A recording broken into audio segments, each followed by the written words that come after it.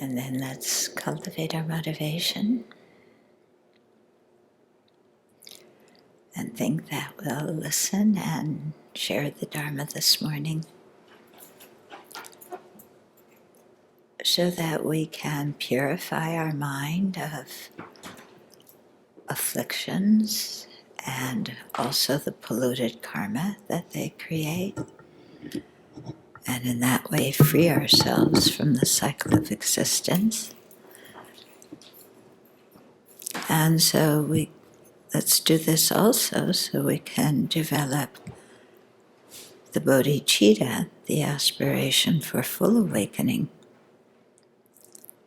so that we can be of service to others and help them to free themselves also from cyclic existence. So let's have a very long-term, long-range view and see what we're doing together this morning as one step on that path. And may it be a fruitful step that benefits us and benefits all living beings. So take a moment and make that your motivation.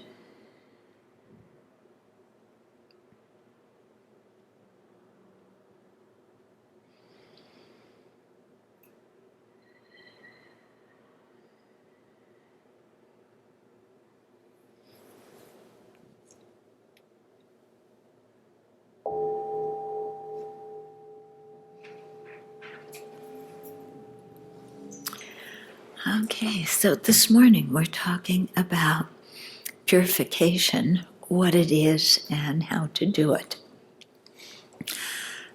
So I think we also need to figure out why,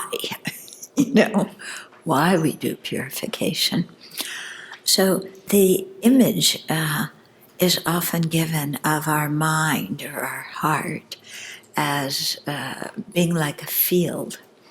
And before you can grow crops, you need to put in the fertilizer.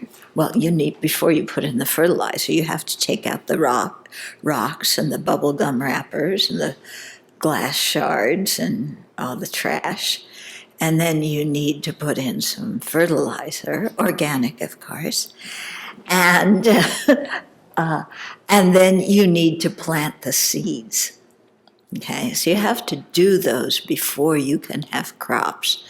So in a similar way, if we want to grow the crop of Dharma realizations in our mind stream, our mind is like that field, yeah, and taking out the trash is like purification, yeah, taking out especially the imprints of non-virtuous karma that we've done.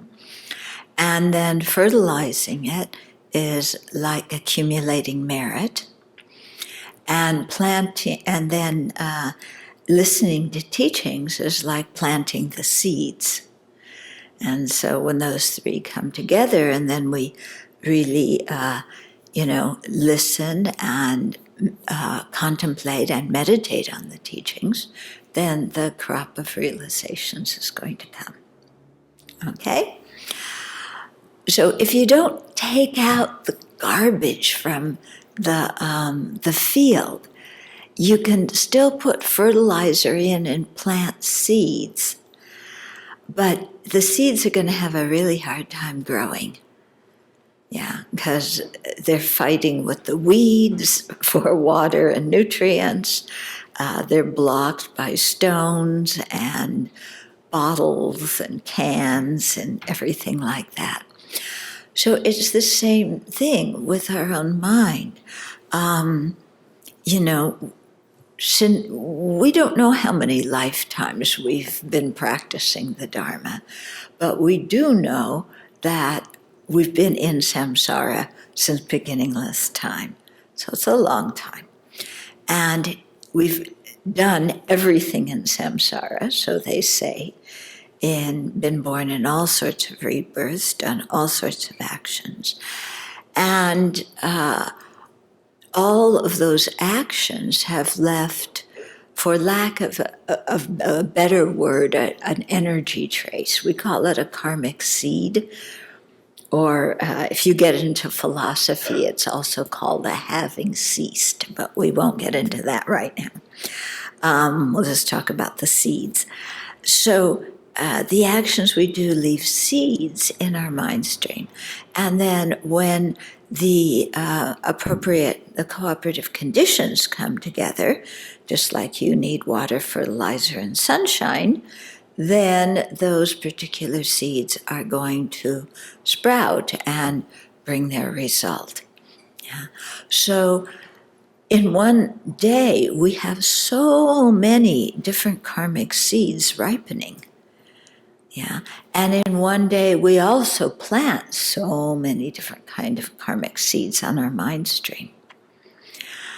So while some of those, the actions we do are virtuous, some are not. Yeah. And, so it takes a while of really looking closely at our mind and contemplating, for example, the 10 non-virtues and the 10 virtues, and kind of taking stock of what kind of karma we have accumulated during this life, and what kind of karma we could have accumulated in previous lives that hasn't yet ripened, and that the potency of those karmic seeds is still there, and they can ripen in our mind stream. So I used to, before I met the Dharma, I thought I was a pretty okay person. Like a little bit of a temper, little attachment, little selfishness, but nothing bad, And, I wasn't like, I was a 60s kid, so, I wasn't like a tricky dick, lying and stealing and conniving and, So I thought, everything's pretty good. And that was until I met the Dharma. And then when I met the Dharma, and I started hearing about virtue and non-virtue, and started looking at my mind, it was like pretty shocking, because of the 10 non-virtues, I had done all 10 at one time or another.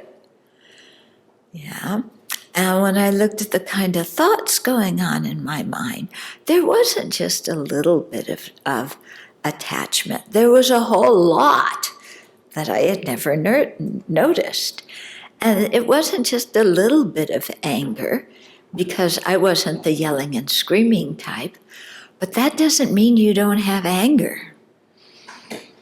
You can stuff your anger and have a whole lot of anger, and that was me. Okay, and then, of course, not to speak of ignorance and confusion and jealousy and arrogance and, lack of integrity and lack of consideration for others and, all these defiled mental states. Yeah, I began to notice in my mind, much to my surprise, because before, who looks at the state of their mind so much in our culture? Yeah. Or if we do look at the state of our mind, it's always in terms of, because I remember talking a lot about my emotions, but it was always how I felt in response to somebody else's actions. So any talk of, I'm upset, I'm hurt, whatever, it was always somebody else's fault. So I was always talking about what they did to me instead of what I'm feeling and how I'm responding and what I'm doing to them. Okay. So that's what, the wake-up call that Dharma sounded was. It wasn't what other people say about me or think about me or do to me or whatever. It was what was going on in myself and how my actions influence others and my words and my thoughts as well. Okay, so in the process, case killing, stealing, unwise and unkind sexual behavior, lying, divisive words, harsh speech, idle talk, coveting, malice, wrong views, all 10 of them. Yeah? Not just once, many times. And in the Lam-Rim, as I think many of you know, there's 4 branches for each action to complete a complete action. You need an object, an attitude, the action itself, the completion of the action. I had done perfect non-virtue with all 4 branches, and then when you also study in Lam-Rim, all the factors that make an action heavy, like the intensity of your motivation, the number of times you do it, whether you've purified or not, whether you've done it towards a field of merit, like your teacher or the 3 jewels, or your parents, or the sick, the ill, these kind of factors that make karma heavy. Oh yeah, I created perfect heavy non-virtue repeatedly. Yeah. And in hearing the Dharma, when they talk about karma, it made a lot of sense to me. Yeah, I had not been raised Buddhist, but the idea that, there is an ethical dimension to our actions, and that what we do influences what we experience and how we experience things. That made perfect sense to me because it was a system of cause and effect. And that made a whole lot more sense to me than God's will. Yeah, God's will did not make any sense because it was completely random, according to what God felt. And I couldn't make any sense of why things happened to different people the way they did. If there was a compassionate, omnipotent God, then why did they make people suffer? It made no sense to me at all. Whereas the idea of karma, that we create causes and we experience the result, made a lot of sense. Yeah. Also, the idea that things were just random, kind of quasi-scientific view that I had held for a while in college, that, things were just random. Like when you drop the ball and you have the little obstacles where it lands, random. That didn't make any sense either. Because if what happened to us were random, then nothing made any sense at all, and there was nothing at all we could do about our situation. Yeah. So the Buddha's teachings really seem quite reasonable to me. Of course, they made me own up to what I had been doing, and so that wasn't always so pleasant to do. But at the same time, it was very relieving, because the more we try to ignore our faults and our misdeeds, the more they fester, underneath the surface, because we haven't worked them out in our mind. We haven't made peace with our own actions. We haven't made peace with the past. Yeah, with not just what's happened to us, but how we've responded to what's happened to us, because, that is our responsibility. And so when you're not at peace with your life, yeah, then you know how it is. It's pretty miserable. And, you just continue that way. And now also as a young person, I had really noticed how many people, as they age, it's like, they're mentally, they get heavier and heavier and heavier. Yeah. And so you find people, the more they age, young people drink and drug for one reason. It's fun and they're partying and, occasionally to escape and whatever. Older people drink and drug for another reason. Yeah. And, just seeing people be so heavy as if, we bend over when we're old. And so it's not just the bones and the muscles. It's kind of like the weight of the non-virtue, the weight of the bitterness, the weight of the feeling that your life hasn't been the way you wanted it to be. Yeah. And how we want our life to be isn't just what happens to us.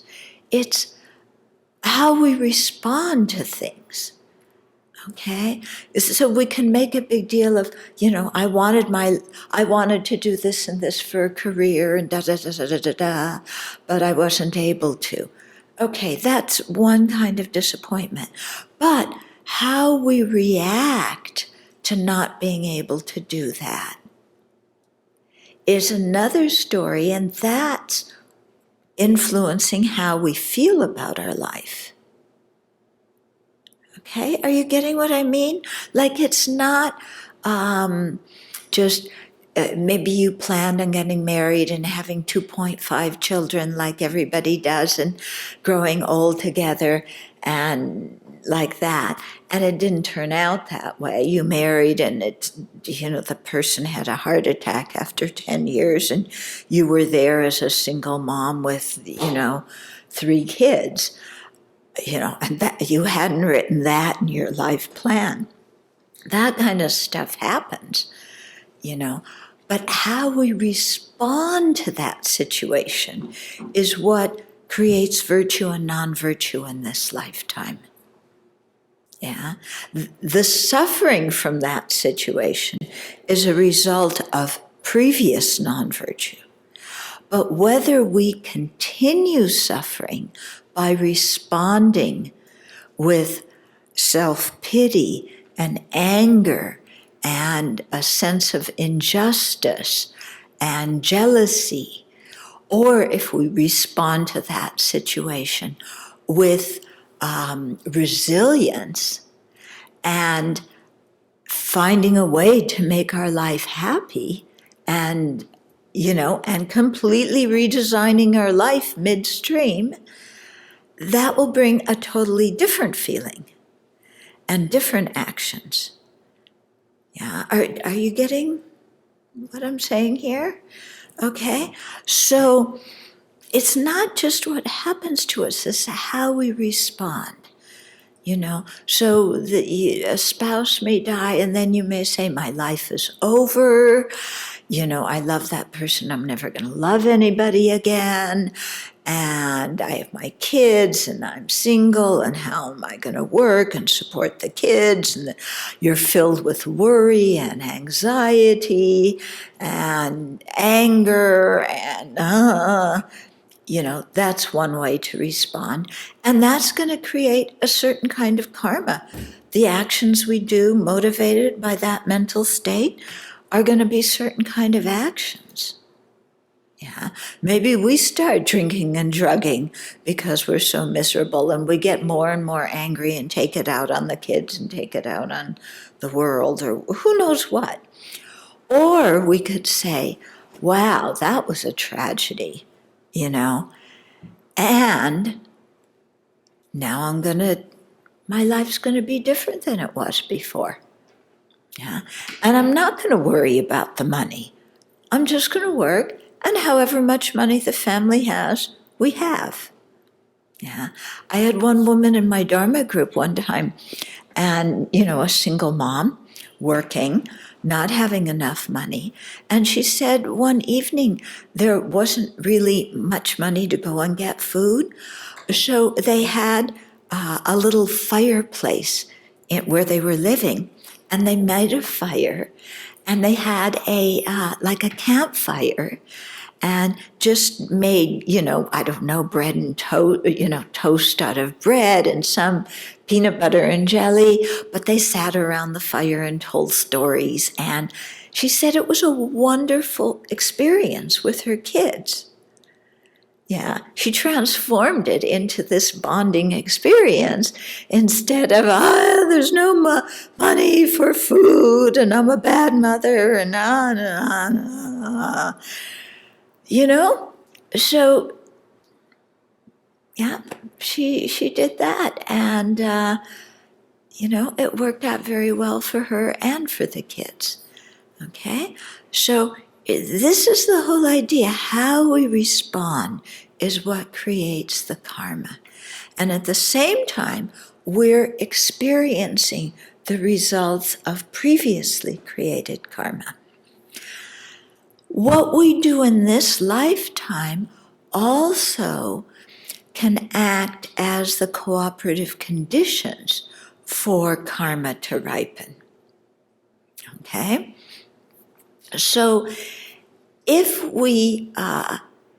you drink and drive, okay, so yeah, you want to get intoxicated because you just want an escape from your life temporarily, so you drink and drive.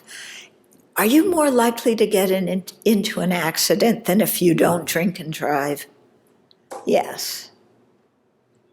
Okay.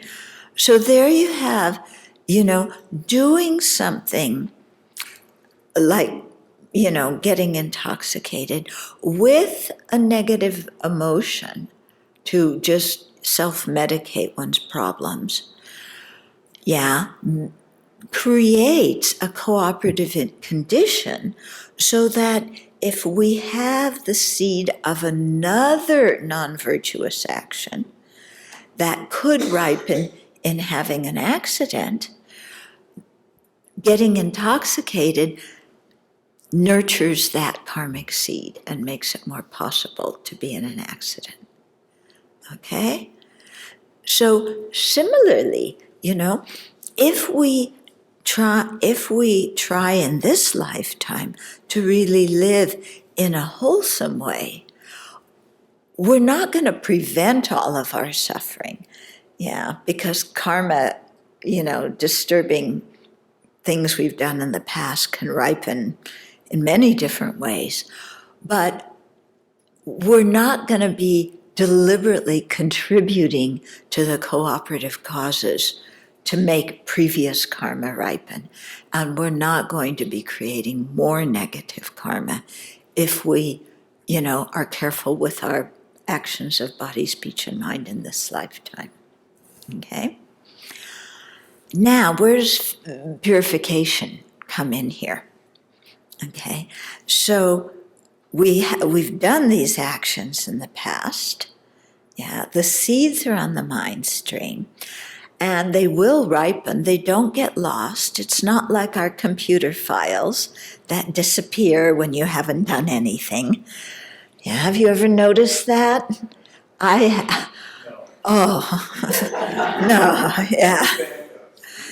Yeah. You make a lot of backups because things just vanish. Yeah. But karmic seeds don't. Unless, in the case of seeds of destructive karma, we purify those seeds. Or in the case of constructive karma that will ripen into happiness, we generate anger and wrong views, which impedes their ripening. Okay, so purification is what we do to impede or prevent the ripening of previously created non-virtue, the seeds of previously created non-virtue. Okay? So,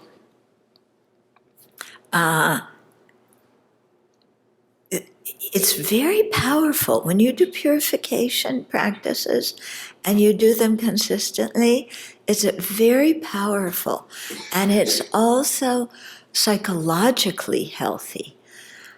Because I have a theory, and I could be wrong, I'm not a therapist, but I think many people go to therapy because not so much because of what other people have done to them. That's definitely a factor. But how they have emotionally responded to things in their life. And they're stuck in some kind of dysfunctional emotional pattern or emotional response.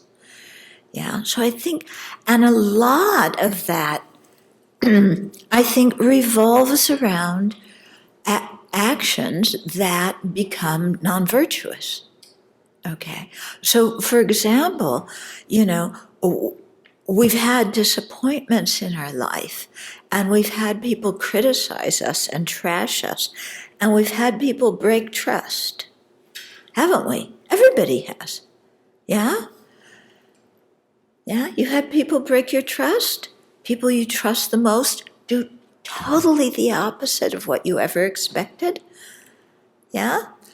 When that happens to us, we feel like nobody has ever hurt as much as I hurt, because nobody has ever had their trust betrayed like I've had my trust betrayed.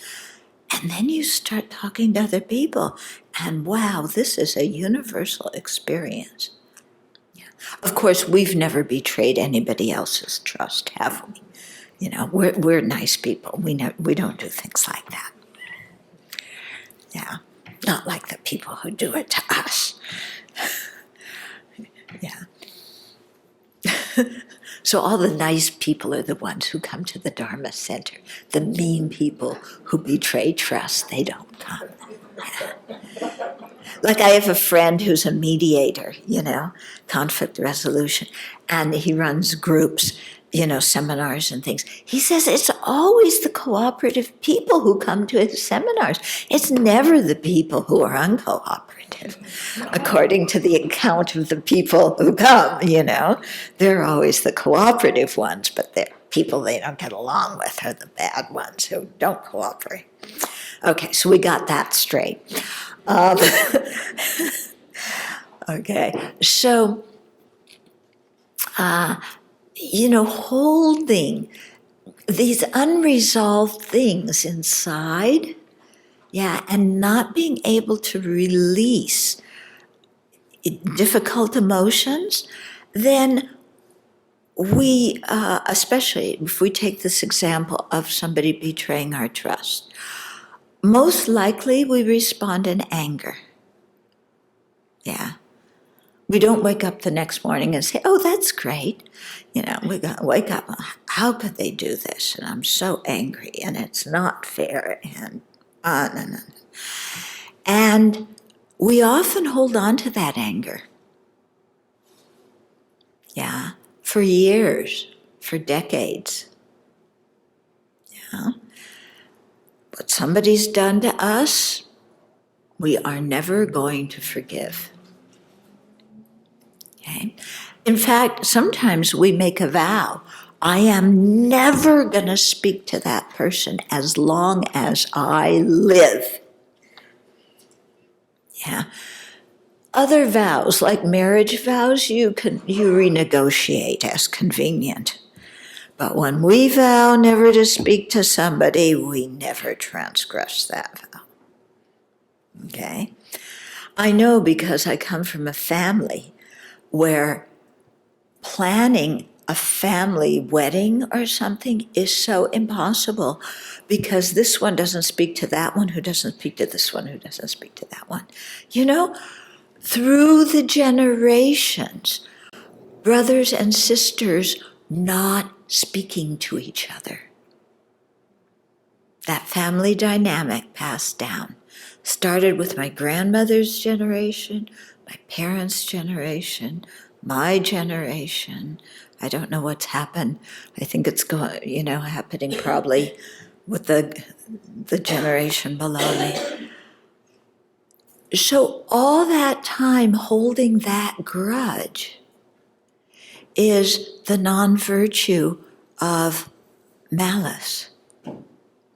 Because we want our revenge, and we spend a lot of mental energy thinking about how we can get our revenge. And maybe one of the biggest ways we're going to make them suffer is by not talking to them, because then they're deprived of the beauty of us in their lives. That's how we're going to punish them.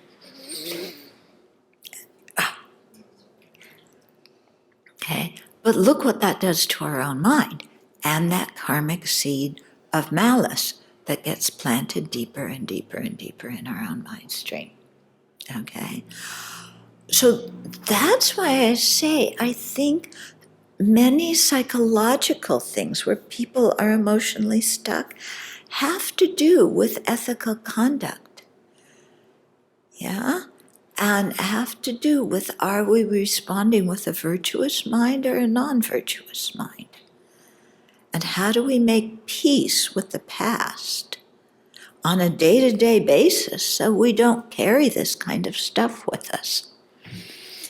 Okay, so purification deals with all of this stuff spiritually and psychologically. Okay? So purification practice has 4 parts to it. Okay, they're called the 4 opponent powers. First one is regret. Second one, and you'll find them in different orders, in different texts. But regret, they call it reliance. I call it restoring the relationship. Then a remedial action, and then a determination not to do it again. Okay? So all of our purification has to start with regret. Yeah. And regret is a plain, simple feeling of, I regret having done that. Why do I regret it? It harmed somebody else, but it also set the seeds of destructive karma on my mind stream, and I'm going to have to experience the unpleasant results when that ripens. So I have regret for that. Regret is not guilt. Okay, repeat. Regret is not guilt. So regret and guilt are 2 different things. Yeah. You know the stoves that have the coil? Yeah? And the stove could be turned off. The coil could be black, but it could be hot. And if you accidentally put your hand on it, you burn your hand. If that happens, do you feel guilty for burning your hand? No. Do you regret burning your hand, putting your hand there? You bet.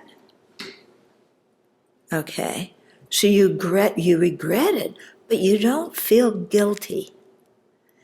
Do you see the difference in your mental attitude? Can you feel the difference between just regret is like, wow, I wouldn't have done that if I had known the result, versus guilt, which is, oh, what a horrible person I am. I am so terrible. How could I have done that? I'm hopeless. My life is a catastrophe. Everything I do is wrong. Nobody can trust me because this and this and this and this. And you know what guilt is? Yeah, I led a retreat once and we were talking about guilt, and we had a competition. Who had more guilt, the Catholics, the Protestants, or the Jews? Yeah, who do you think won? It wasn't the Protestants. It wasn't, the people who had grown up Protestants. Yeah. The Catholics, but the Jews had more. But the Catholics didn't agree. They thought they had more guilt than the Jews did.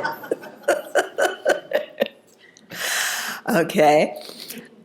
So when we feel guilty, we're going round and around and around about ourselves. I'm so bad, I'm so terrible, look what I did, I'm so ashamed. Who's the star of the show when we feel guilty? Me. So guilt is basically another form of self-centeredness. Yeah? In the Lamrim teachings and the Lojong teachings, we always hear about the disadvantages of self-centeredness. Guilt falls into that category because guilt keeps us stuck. And we have some weird notion in our culture that the worse we feel for something we did, the more we're atoning for having done it, the more we're purifying it. So the more we self-flagellate, if you're a Catholic, the more you just feel that the world's against you and you're guilty if you're Jewish. And I don't know what the Protestants do. Yeah. I guess they all think, well, not all of them, but some of them think they're, going to hell right away. I don't know. But we get stuck in that kind of emotion that's just thinking about ourselves, which, is not a virtuous mental state. Okay? So that's why I really emphasize it's not guilt.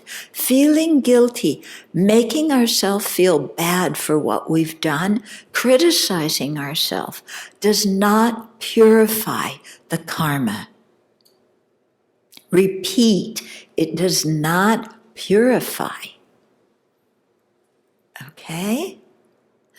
So purification is not a thing of making ourselves feel lousy. In fact, when you do purification Buddhist style, for example, with the Vajrasattva practice, which we've been doing this weekend, Vajrasattvas on your head, light and nectar are coming down into you, purifying, and you experience bliss. You don't experience, you experience bliss. When you're doing the prostrations with the 35 Buddhas, which is another strong purification practice, you're bowing to all these Buddhas and the light's coming in and you experience bliss. Okay? So purification is not self-torture. So we regret. All right, that's the first step. Second step is when we acted negatively, it was in terms of other beings. So sometimes it's the holy beings, our teacher and the Buddha Dharma Sangha. Sometimes it's sentient beings. So we need to repair that relationship in our mind. If the person is still alive or whatever, we can go to the person and apologize. But that's not the essential part of this. The essential part is the change of attitude that we have. So in the case of our spiritual mentors and the Buddha Dharma Sangha, when we have acted negatively in relationship to them, it's harmed our refuge. So to repair that, we renew our refuge. We strengthen our refuge in Buddha Dharma Sangha. When we've harmed other living beings, it's, due to a lack of love and compassion. at that time. And so to repair that relationship with other living beings, we generate bodhicitta. Okay? So in our minds, instead of holding whatever bad feeling we had that made us act in a destructive way, we now deliberately, consciously cultivate a good emotion, a positive feeling or attitude towards them. Okay, that's the second one of reliance or restoring the relationship. Third, we do some kind of remedial practice. Yeah, so this could be reciting Vajrasattva mantra, doing prostrations, making offerings, doing volunteer work. There's many different kinds of antidotes, antidotal actions to do. So that's why, sometimes in our tradition we talk about the 5 nundro or preliminary practices. Sometimes we talk about 9 of them. Okay, so these are practices that we do to help us purify and also to help us create merit. So among those, we have the Vajrasattva practice with the deity Vajrasattva, visualizing him, reciting the mantra, imagining the light purifying. We have the practice of the 35 Buddhas. This is the one that Je Tsongkhapa did with his 8 disciples in a retreat area in Tibet, where I've been there. It's in this area called Urka, and you can see the imprint of his body on the stone. Yeah, he did not just 100,000 prostrations, which is the usual nundro. He did 100,000 for each of the 35 Buddhas, so he did 3.5 million. Yeah. So there's the Vajrasattva, 35 Buddhas. There's a practice called Samaya Vajra, which is especially for repairing things in relationship to our spiritual mentor. There's another practice called Dorji Kadro, which is a fire puja. There's big fire pujas, like after you finish a Vajrayogini retreat. But this is a small fire puja in the sense that it's done with just one deity, and then you have black sesame seeds that you offer to Dorji Kadro. Have you done that? Did Rinpoche teach that at all? Okay, it's a very nice practice to do. Yeah, because you put all your negativities, you visualize them in your heart coming out of your nose as this disgusting stuff.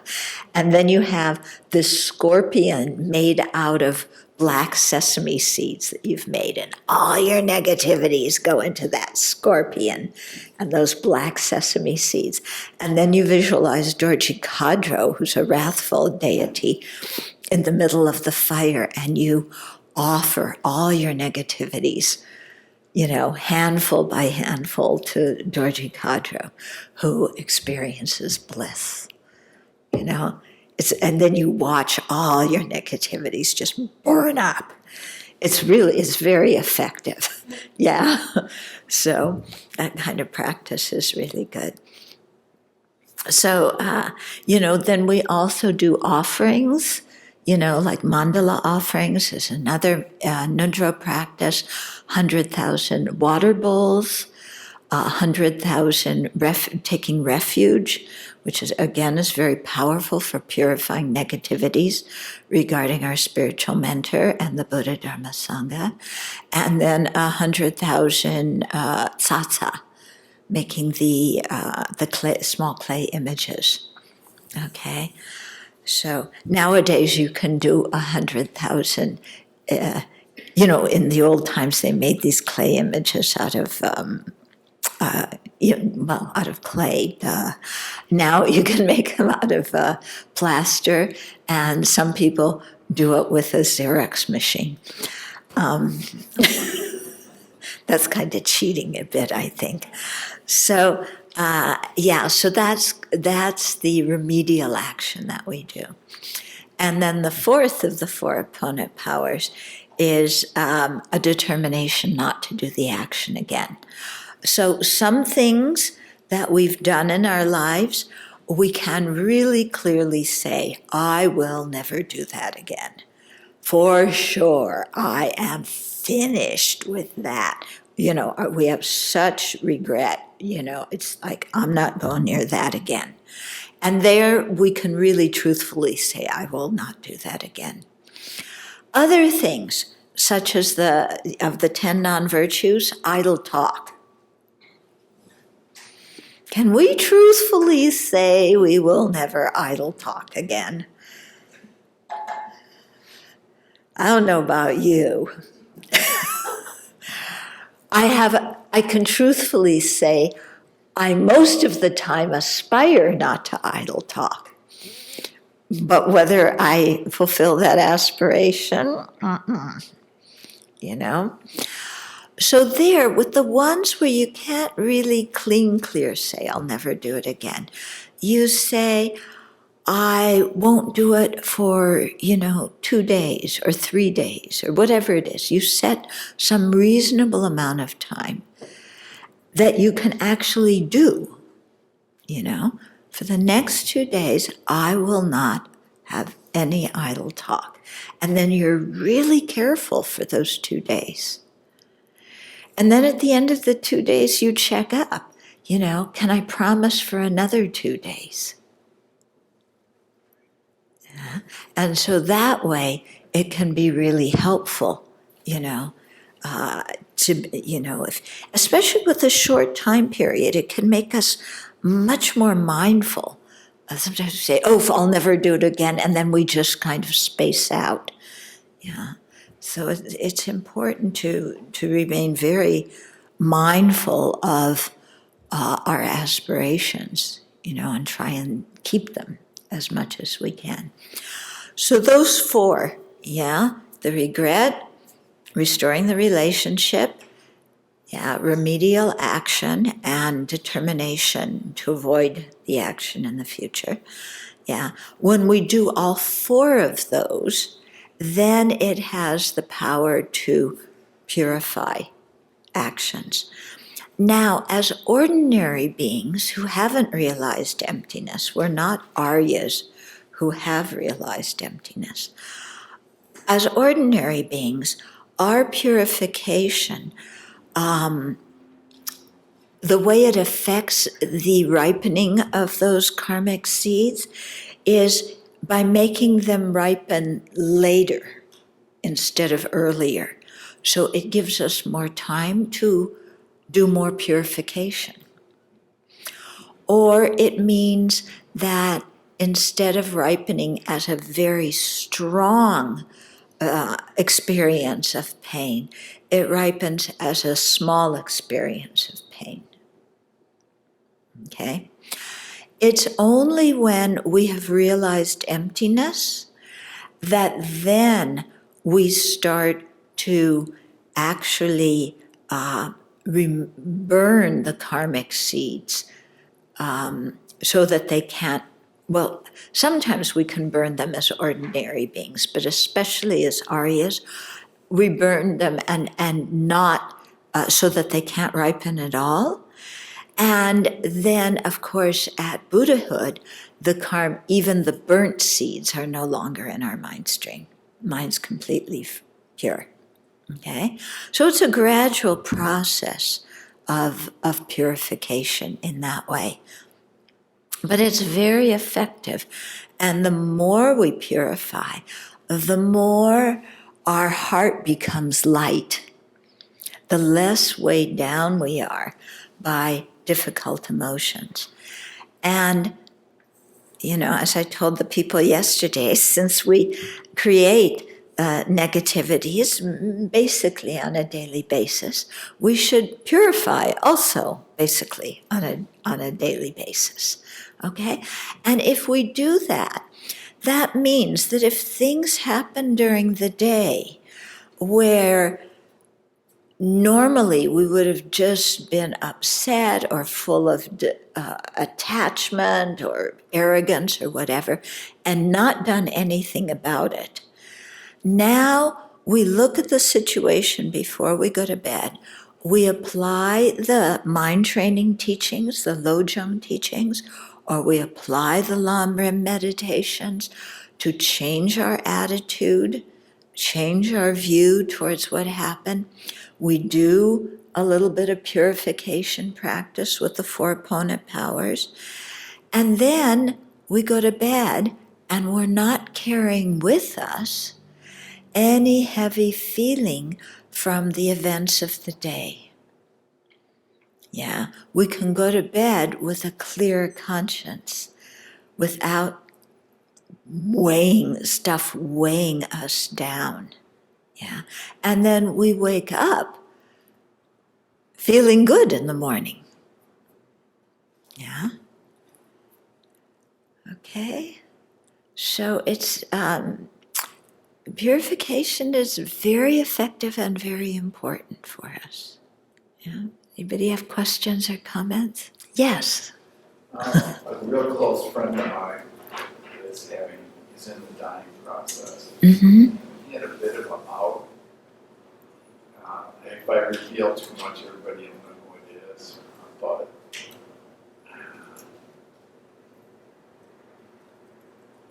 I want to figure out how. You did mention one part of the remedial, which is actually if you can go to the person. And Mm-hmm. Yeah. How do you do that without causing more negativity? Okay. So you have something where you've done something harmful to somebody else. And in this case with your friend, it's dying. He wants to make amends before he dies. I want to make amends. You want to make amends with him. Right. And you're saying, how do you do that without creating more negativity? You own what is your part in the situation, you know? And if something happened between you in the past, don't talk about him. Don't talk about what he did. Just say, you know, I have regret for the way I behaved because it doesn't fulfill my past action didn't fulfill my aspiration to whatever it is, be kind to a friend or treat people equally or be fair or, you know? And so just say, I have that regret for my action because it didn't fulfill my need to act in a certain way towards people. Yeah? And that's it. Yeah? I still have a little bit of time. Yeah, but don't wait. Yeah, do it now, because especially if somebody is terminal, you don't know how long it is. And it's best to do it now so that you can reconcile, and what time this person has left, you can enjoy together. Okay. I do prison work, as I think many of you know, and one inmate wrote me, when he had gone to prison, his mother, his parents were separated. I don't think his father was alive anymore, but his mother just completely stopped speaking to him when he went to prison. And he would write, he would try and have contact, nothing. Okay. Then one day he gets a phone call. Well, one day he doesn't get the phone call. The chaplain comes to him and says, you have a phone call, your mother called, and she wants to talk to you. And he was startled because after years of no contact, so he took the call and she told him that she was terminal. She had a terminal illness. I forget what it was. And she wanted to reconcile with him and let him know that she loved him. And she was very sorry for all the way things had turned out between them. And of course he accepted, because he wanted very much to be reconciled with his mother. So I was so glad when he told me that story that she had done that. But it made me think, if she had done that years earlier, they would have had enjoyed a very nice relationship for many years. Because she chose to do that so close to her own death, they only had 3 weeks together. They talked many times during those 3 weeks, and it was very affirming for both of them. But it made me think, wow, by holding that grudge, she deprived herself of the joy of the relationship with her child for longer than was necessary at all. I mean, it wasn't necessary, but she extended that. That's how much holding grudges harms us. Yeah. Okay.